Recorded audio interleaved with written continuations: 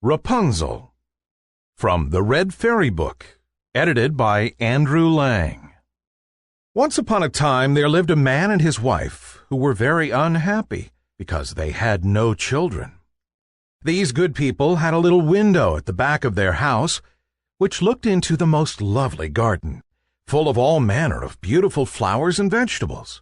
But the garden was surrounded by a high wall, and no one dared to enter it, for it belonged to a witch of great power, who was feared by the whole world. One day the woman stood at the window overlooking the garden, and saw there a bed full of the finest rampion. The leaves looked so fresh and green that she longed to eat them. The desire grew day by day, and just because she knew she couldn't possibly get any, she pined away and became quite pale and wretched. Then her husband grew alarmed and said, "What ails you, dear wife?" "Oh," she answered, "if I don't get some rampion to eat out of the garden behind the house, I know I shall die."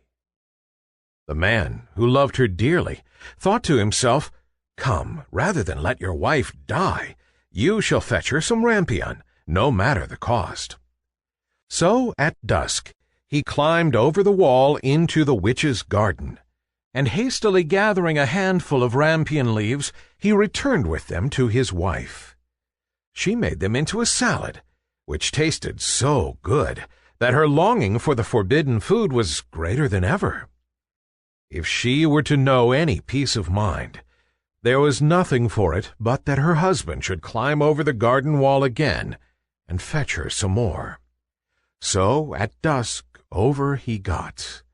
But when he reached the other side, he drew back in terror, for there, standing beside him, was the old witch.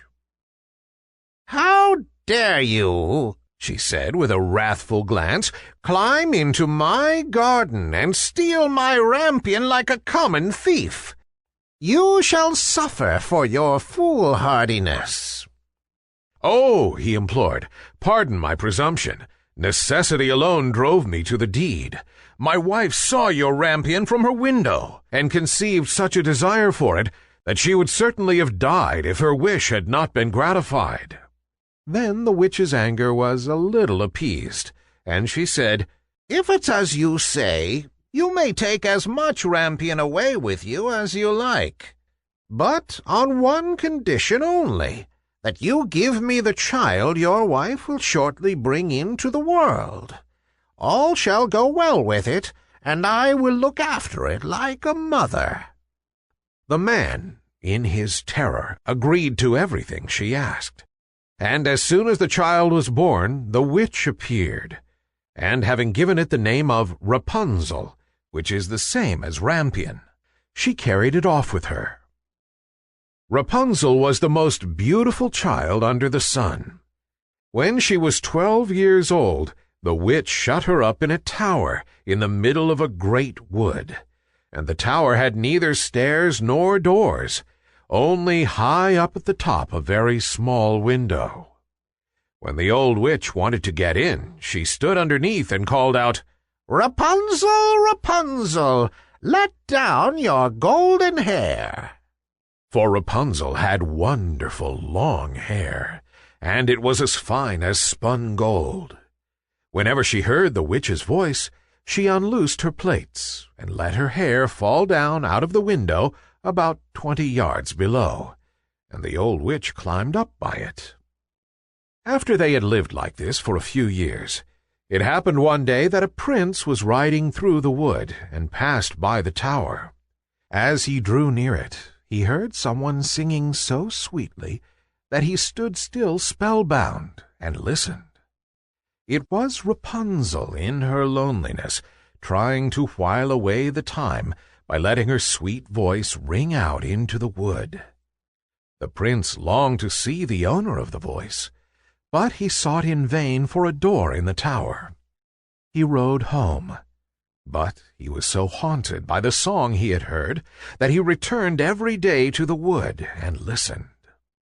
One day, when he was standing thus behind a tree, he saw the old witch approach and heard her call out, "Rapunzel, Rapunzel, let down your golden hair."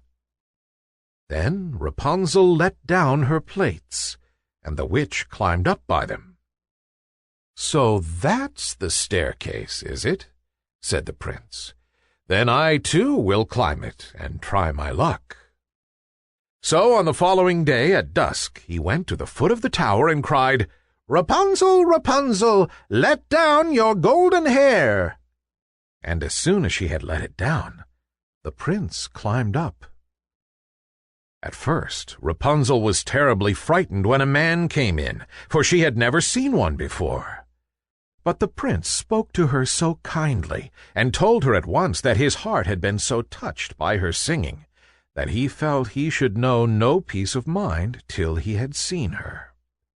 Very soon Rapunzel forgot her fear, and when he asked her to marry him, she consented at once. "For," she thought, "he is young and handsome, and I'll certainly be happier with him than with the old witch." So she put her hand in his and said, "Yes, I will gladly go with you. Only how am I to get down out of the tower?